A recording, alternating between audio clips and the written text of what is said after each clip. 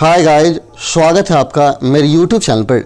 Guys, आज हम लोग क्लास 12th NCERT फिजिक्स के प्रथम चैप्टर से संबंधित अति महत्वपूर्ण ऑब्जेक्टिव क्वेश्चन और आंसर को पढ़ेंगे। इस वीडियो में मैंने जितना क्वेश्चन रखा है, इन सारे क्वेश्चन से प्रतिवर्ष कुछ न कुछ प्रश्न परीक्षा में पूछे जाते हैं, अर्थात यह वीडियो बोर्ड एग्जामिनेशन के लिए अत्यंत महत्वपूर्ण है। तो आप इस वीडियो के प्रत्येक प्रश्न को अच्छा से देखें, याद कर जाएं और नोटबुक में ज़रूर लिख लें, क्योंकि यह आपके परीक्षा के लिए अत्यंत महत्वपूर्ण है। तो चलिए हम लोग शुरू करते हैं आज का यह अति महत्वपूर्ण क्लास।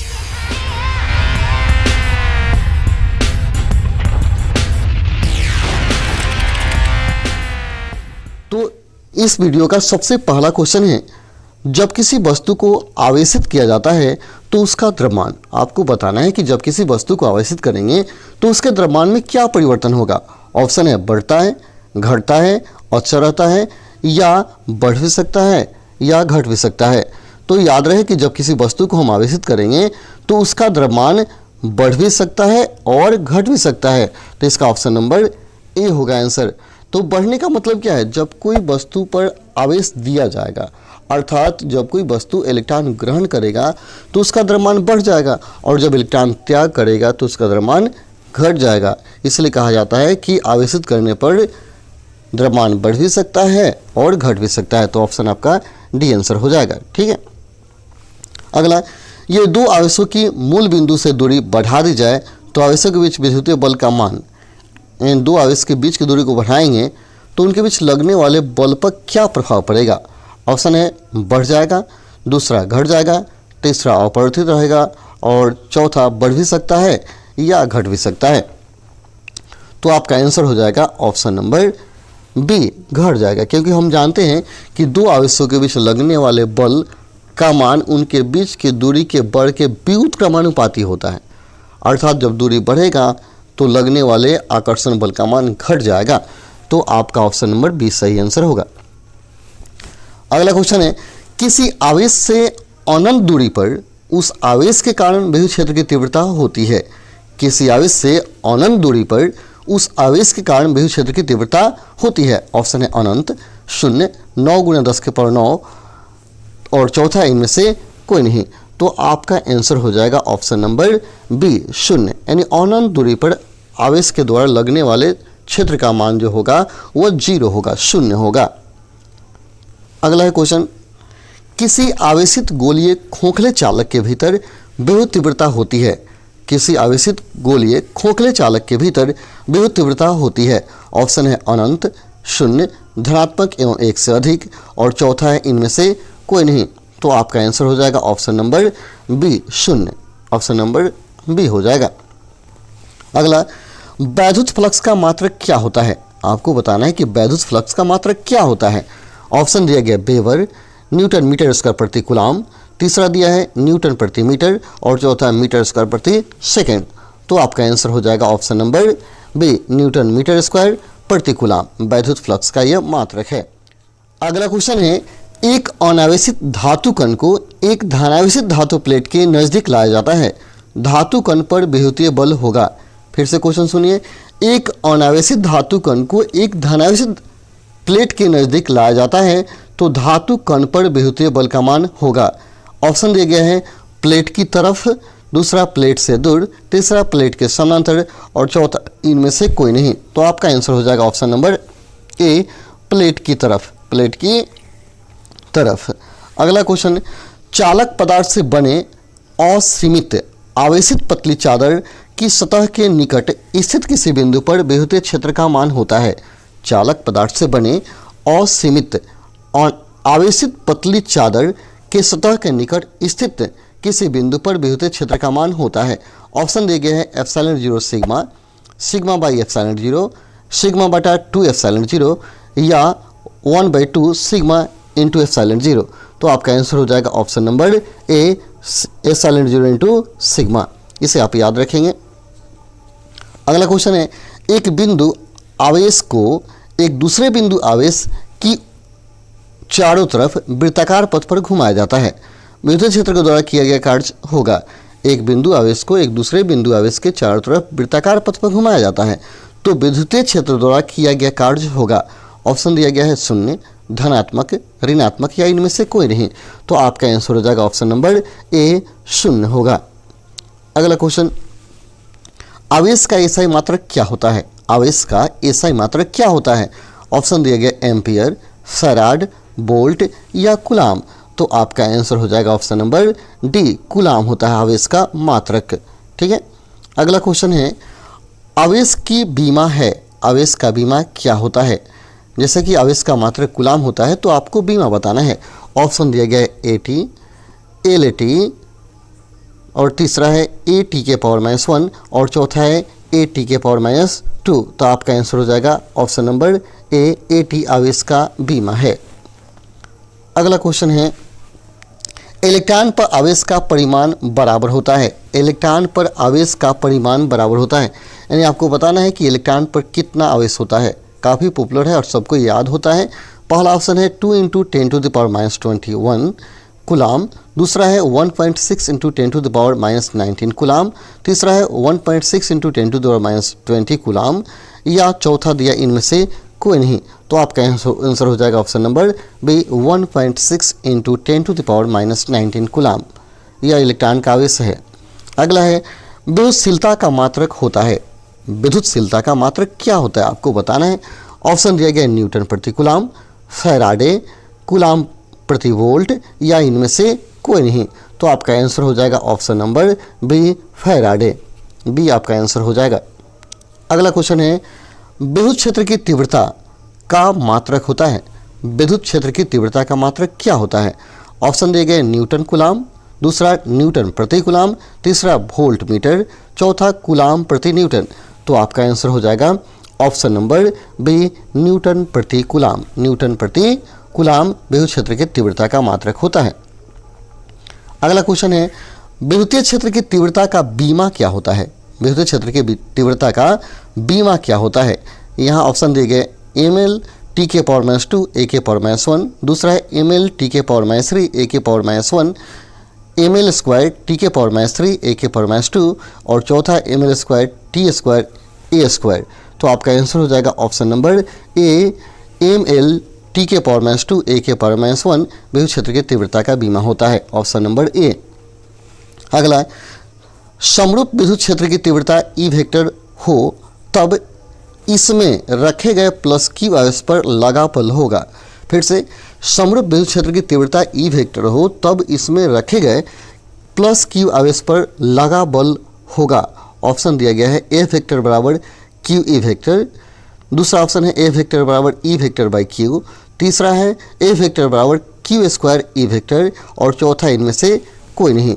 तो आपका आंसर हो जाएगा ऑप्शन नंबर ए वेक्टर बराबर क्यू इंटू ई वेक्टर। यह आपका आंसर हो जाएगा। अगला क्वेश्चन दिया है, एक प्रोटॉन एवं एक इलेक्ट्रॉन को समान विद्युत क्षेत्र में एक दूसरे से काफ़ी दूर रखा जाता है। एक इलेक्ट्रॉन एवं एक प्रोटॉन को समान विद्युत क्षेत्र में एक दूसरे से काफ़ी दूर रखा जाता है तो ऑप्शन दिए गए उन पर लगे विद्युत बल बराबर होंगे, बी दिया है विद्युत बलों के परिमाण बराबर होंगे, सी दिया है उनके त्वरण बराबर होंगे और डी उनके त्वरण के परिमाण बराबर होंगे। क्या होगा? तो आपका आंसर होगा ऑप्शन नंबर बी, विद्युत बलों के परिमाण बराबर होंगे। ठीक है। अगला क्वेश्चन दिया है, निम्नलिखित में कौन सदिश राशि है? आपको इनमें से चुनना है कि कौन सदिश राशि है। ऑप्शन दिया है आवेग, दूसरा आवेग घनत्व, तीसरा विद्युत तीव्रता, चौथा इनमें से कोई नहीं। तो याद रहे इसमें ऑप्शन नंबर जो सी है विद्युत तीव्रता यह सदिश राशि है। ठीक है, बाकी सब अदिश राशि है। अगला क्वेश्चन, साबुन के एक बुलबुले को जब आवेशित किया जाता है तो उसकी त्रिज्या, साबुन के एक बुलबुले को जब आवेशित किया जाता है तो उसकी त्रिज्या ऑप्शन दिया बढ़ती है, घटती है, अपरिवर्तित रहती है या शून्य हो जाती है। तो आपका आंसर हो जाएगा ऑप्शन नंबर ए, बढ़ जाती है। अगला क्वेश्चन है, विद्युत द्विध्रुव आघूर्ण का एसआई मात्रक क्या होता है? विद्युत द्विध्रुव आघूर्ण का एसआई मात्रक क्या होता है? ऑप्शन दिया गया कूलाम मीटर, दूसरा कूलाम बटा मीटर, तीसरा कूलाम प्रति मीटर, कूलाम मीटर स्क्वायर और तीसरा है कूलाम स्क्वायर मीटर। तो आपका आंसर हो जाएगा option number A, coulomb metre होता है विद्युत द्विध्रुव आघूर्ण का मात्रक। ठीक है, क्योंकि आघूर्ण P बराबर होता है Q इंटू ए, ठीक है, या Q आवेश होता है और ए दूरी होता है, तो कूलाम मीटर हो जाएगा इसका मात्रक आघूर्ण का, ठीक है। अगला क्वेश्चन है, एक समान विद्युत क्षेत्र में द्विध्रुव पर आरोपित बल युग्म आघूर्ण अधिकतम है जबकि द्विध्रुव की अक्ष तथा क्षेत्र की दिशा के बीच का कोण है। यानी आपको बताना है कि द्विध्रुव की अक्ष तथा क्षेत्र की दिशा के बीच का कोण कितना होगा जब द्विध्रुव पर आरोपित बल युग्म आघूर्ण अधिकतम होगा। तो आपको कोण का मान बताना है। यहाँ ऑप्शन दिया है 0, दूसरा 90 डिग्री, तीसरा 180 डिग्री और चौथा 45 डिग्री। तो आपका आंसर होगा ऑप्शन नंबर बी 90 डिग्री। अगला है, यदि किसी अल्प क्षेत्र डीए पर विद्युतीय तीव्रता ई वेक्टर अभिलंब हो तब उस क्षेत्र पर विद्युत फ्लक्स होगा। फिर से क्वेश्चन, यदि किसी अल्प क्षेत्र डीए पर विद्युतीय तीव्रता ई वेक्टर अभिलंब हो तब उस क्षेत्र पर विद्युत फ्लक्स होगा। ऑप्शन दिया गया है ई इंटू डी ए, दूसरा 0, तीसरा E D A cos theta और चौथा है E D A sine theta. तो आपका आंसर होगा option number A E into D A, E dot D A, यह विद्युत फ्लक्स का मान होता है, ठीक है। अगला, एक विद्युत द्विध्रुव एक पृष्ठ से घिरा हुआ है, पृष्ठ पर कुल फ्लक्स क्या होगा। एक विद्युत द्विध्रुव एक पृष्ठ से घिरा हुआ है तो पृष्ठ पर कुल फ्लक्स क्या होगा। ऑप्शन है अनंत, दूसरा 0, तीसरा आवेश पर निर्भर, चौथा द्विध्रुव की स्थिति पर निर्भर। तो यहाँ आंसर हो जाएगा ऑप्शन नंबर बी 0, ठीक है। अगला क्वेश्चन है, किसी वस्तु पर एक कूलाम आवेश तब संभव है जब उसे दिए गए इलेक्ट्रॉनों की संख्या होगी। किसी वस्तु पर एक कूलाम आवेश तब संभव है जब उसे दिए गए इलेक्ट्रॉनों की संख्या होगी। यानी आपको बताना है कि किसी वस्तु को कितना इलेक्ट्रॉन दिया जाए ताकि उसका आवेश एक कूलाम हो जाए। ऑप्शन दिए गए 6.25 इंटू 10⁻⁻19, दूसरा है 6.25 इंटू 10⁻19, तीसरा है 6.25 इंटू 10⁻18 और चौथा है 6.25 इंटू 10⁻10। तो यहाँ आंसर हो जाएगा ऑप्शन नंबर सी 6.25 इंटू 10⁻18, ये आपका आंसर हो जाएगा। अगला क्वेश्चन है, पी वेक्टर आघूर्ण वाला एक विद्युतीय द्विध्रुव एक समान विद्युतीय क्षेत्र ई वेक्टर के साथ 90 का कोण बनाता है तब इस पर लगा बल आघूर्ण होगा। ऑप्शन है पी ए, दूसरा पी, दूसरा है 0, तीसरा 1/2 पी और तीसरा है 2 पी।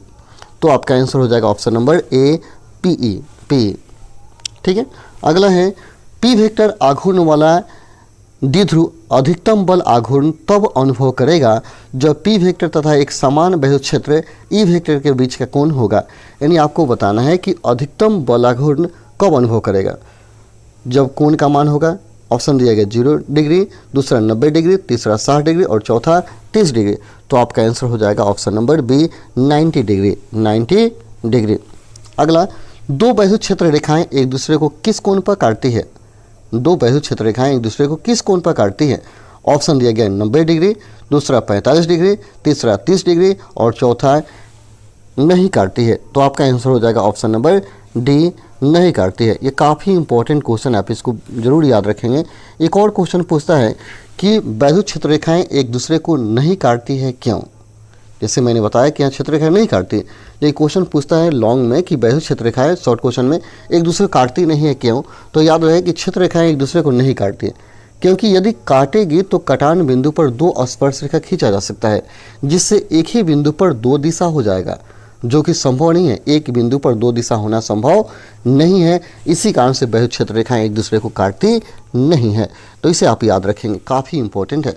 अगला, विद्युत आवेश का क्वांटम ईएसयू मात्रक में होता है। विद्युत आवेश का क्वांटम ईएसयू मात्रक में होता है। ऑप्शन 4.78 इंटू 10⁻⁻10, दूसरा +1.6 इंटू 10⁻19, तीसरा है 2.99 इंटू 10⁻9 और चौथा है -1.6 इंटू 10⁻19। तो आपका आंसर हो जाएगा ऑप्शन नंबर ए 4.78 इंटू 10⁻10। अगला क्वेश्चन है, स्थिर विद्युतीय क्षेत्र होता है। स्थिर विद्युतीय क्षेत्र होता है। ऑप्शन दिया गया है संरक्षित, असंरक्षित, कहीं संरक्षित तथा कहीं असंरक्षित और चौथा इनमें से कोई नहीं। तो आपका आंसर होगा ऑप्शन नंबर ए संरक्षित होती है, ठीक है। क्षेत्र रेखाएं विद्युत क्षेत्र जो होता है संरक्षित होता है, स्थिर विद्युत क्षेत्र। अगला, इलेक्ट्रॉन का विशिष्ट आवेश होता है? आपको बताना है कि इलेक्ट्रॉन पर कितना आवेश होता है। ऑप्शन है 1.8 इंटू 10⁻11 कूलाम प्रति केजी, दूसरा है 1.8 इंटू 10⁻19 कूलाम प्रति केजी, और तीसरा 1.9 इंटू 10⁻19 कूलाम प्रति केजी, और चौथा इनमें से कोई नहीं। तो आपका आंसर होगा ऑप्शन नंबर 1, इलेक्ट्रॉन का विशिष्ट आवेश होता है 1.8 इंटू 10⁻11 कूलाम प्रति केजी। अगला है डिबाई मात्रक है। डिबाई किसका मात्रक है? आवेश का, ध्रुवण का, विद्युत द्विध्रुव आघूर्ण का, या चौथा कोई नहीं। तो आपका आंसर होगा ऑप्शन नंबर सी, विद्युत द्विध्रुव आघूर्ण का मात्रक डिबाई है। ठीक है। अगला, एक आवेशित चालक की सतह के किसी बिंदु पर विद्युतीय क्षेत्र की तीव्रता होती है। एक आवेशित चालक के सतह के किसी बिंदु पर विद्युत क्षेत्र का तीव्रता होता है। ऑप्शन 0 होता है, दूसरा सतह के लंबवत होता है, तीसरा सतह के स्पर्शीय होता है, और चौथा सतह पर 45 पर के कोण पर झुका होता है। तो आपका आंसर होगा ऑप्शन नंबर बी, सतह के लंबवत होता है। अगला, एक कूलाम आवेश बराबर होता है। एक कूलाम आवेश बराबर होता है।